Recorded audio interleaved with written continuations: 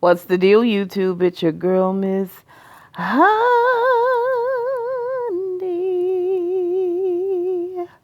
Welcome back to the channel, you guys. It is Sunday morning. I am in complete relax mode, and we are here for Married to Medicine. I was really hoping this was going to be the last episode, but it looks like we've got a filler episode next week because it's the holiday. And then we've got one more episode. I'm not sure when the reunion starts, but of course, some tea has been spilled about the Married to Medicine reunion. It looks like it's going to be extra, extra crunk. Like, it's going to be a shady, shady mess. And I'm just here for it. Like, this show, hands down, is one of the better shows that Bravo has. I don't know why Bravo continues to treat it like the redheaded stepchild. It's not right, but it is what it is. This episode, I think, was called Heavenly Second Chance. And it started off where it left off last week, which was with Dr. Simone and her 151 attitude. 151 proof attitude hollering at Contessa.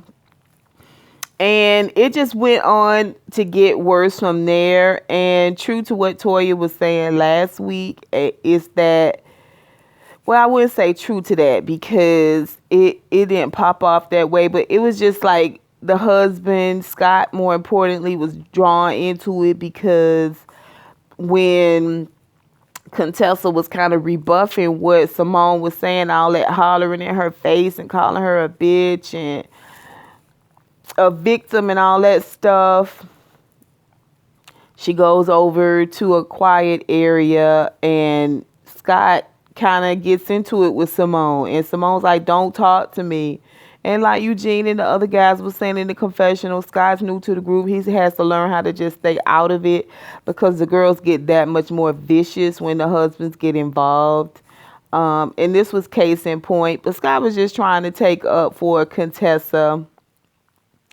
And at the end of the show, when they, are closing out, we kind of learn why in terms of what her expectations are on him. He may be, outside of the fact that he loves his wife and he gonna always take up for her, he may have been doing what he thought was the more heroic thing. But anyway, he just gotta learn, if you're gonna be in this group, that just wait until the right moment. You don't know the right moment when you need to involve yourself. But even with that, I felt like the ladies, where Contessa was Jackie and Heavenly, was just trying to get Contessa to be quiet and listen to what Simone had to say and not really have no input. And I'm like, no, that girl got a right to say what she want to say. Now, do I think Simone was working in cahoots with Toya on the situation? I don't think so. It seemed like, to me, Toya apologized to Contessa, and that was supposed to be the squash of it. I don't think it was right for Contessa to imply that Simone and Toya was working together. I didn't see any proof of that. I think Simone was just drunk as hell, like she do all the time. When she get drunk, she get loud, she get belligerent. And everybody, I think, was just trying to tell Contessa, don't even fight against it, because you fighting against that 151 proof. You know what I'm saying? Like, you arguing with the liquor right now. You're not arguing with Simone. Simone is just the vessel for it. You know what I mean? Like, so anyway, Simone went back over and apologized, and they were able to squash it. And she told her that she had no right to call her out her name and accuse her. Although Simone did say that that's how she taught, bitch is her word. And Heavenly was like, no, bitch is my word. And of course, Mariah was like, I thought it was your mama. That's a phrase. That's a phrase, Mariah. That's not a word. But anyway, I digress. Then we see where they all get together and eat, put a little food on top of that 151. Things went a little bit smoother. And we saw where Mariah apologized to Damon, a very heartfelt apology. Now, again, she didn't say she didn't have no tea on Damon. She said it wasn't right for her to get involved in that. I want everybody to make a note of that, because Mariah has yet to say that she absolutely does not have any proof at all. I've not heard her say that. Not on that Hollywood Unlocked video, none of that. I've not heard her say she don't have nothing. I've heard her say she ain't finna say nothing. She not gonna get involved in it. She acting like she gonna just let it go, let it ride. But she ain't said that she don't have no proof. All right, now maybe she don't have no proof of him actually doing it with somebody, but maybe she have proof of something that could be misconstrued as. But like I said, heartfelt apology, it seemed like to me and to Damon, and just admitting, and I'm with Simone, I don't think I've ever heard Mariah apologize. But it was a good moment, and Damon, true to form, he accepted the apology, and he decided to not only accept it but to forgive her. And then they went on to dance and stuff. I want to make a note that there was a point where we saw Mariah and Quad standing together laughing and talking. I just want to make a point of that right before they got started dancing. When they mentioned the dance, and go back and look, unless that wasn't Quad I saw, I thought it was, but Quad and Mariah was standing there laughing and talking. And I'm telling y'all, Quad and Mariah got a different kind of relationship, point blank, period. I feel like that question that Quad asked Heavenly in the couples thing that Heavenly was leading was, you know, it could have went south. It didn't. But at the same time, she asked that question. It just seemed like it had a little bit of biting in it. It had a little bit of shade in it. I'm prepared to be wrong about that. But because I saw a real good side of Quad this episode. But I just want to make a note of the fact that Quad and Mariah, you seeing quite often private conversations that they're having or moments that they're having, and there is no contention. It doesn't appear to be any contention between the two of them. So, I'm just making a note. So they leave there. They leave the boat. And, like everything went copacetic with that. We had a blow up. It was resolved. Then they go and all the couples get ready for dinner. It's their last night there. They have a great dinner and great conversation. They're going to have a little couples therapy, which is going to be fun. Even though last week it wasn't great, the surprise is that Heavenly is going to be leading it. And instead of her asking questions, which I think was her original plan, and, somehow it turned to her allowing them to ask her questions. The reason why I said I thought she was going to originally ask questions is because she had all these cards like she had last week with the questions written out on them. But we see she kind of tossed that idea and said, y'all can ask us questions, since last year, she thanked Toya for giving her the chance. And everybody was kind of like, oh, hell. But it turned out to be a good session. Everybody asked questions. Her answers seemed to be genuine and seemed to be earnest, especially towards Damon. Her saying that, they was asking about what kind of father he is, or what does she like the most, or how do they balance their relationship with their kids and stuff, and disagreeing about disciplining the kids. This was Simone's question, and she said that Damon's such a good dad, and he spends way more time with the kids than she do, and he's got a better relationship with the kids than she does. And Contessa chiming in that confessional, just kind of empathizing with what she was saying in terms of feeling like because you're not there, you're not being a good parent, that guilt about that. But that was good when Quad got up and said, do you think you trapped Damon?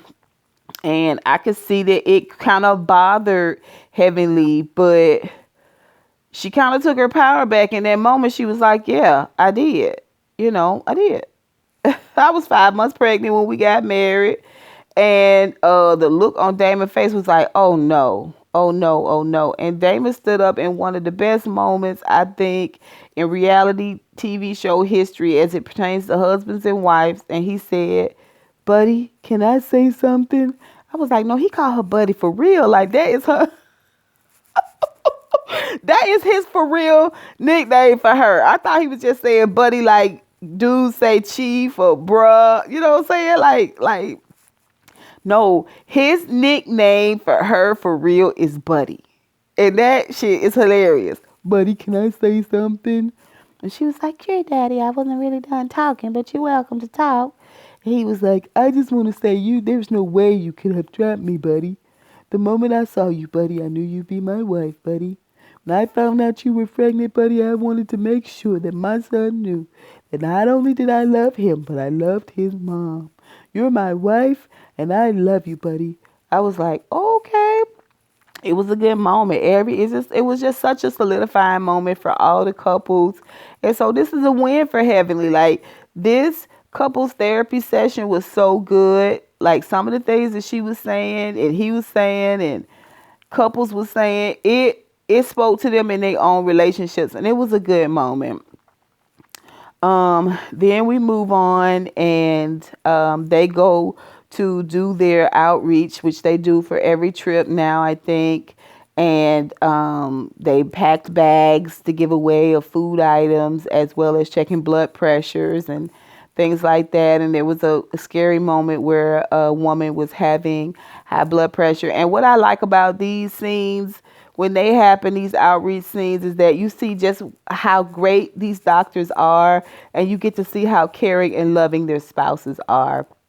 Because I got my beef with Quad, and I'm not sure about things with Quad. A lot of times I do think it's theatrics. I do think it's for drama for the show. I do think she has a character, Miss Quad, that she becomes. But Quad is a good girl. Quad is a good girl. The way she handled that elderly woman helping her back, "Can I open the door? Take your time." She's a good girl. She's a good girl.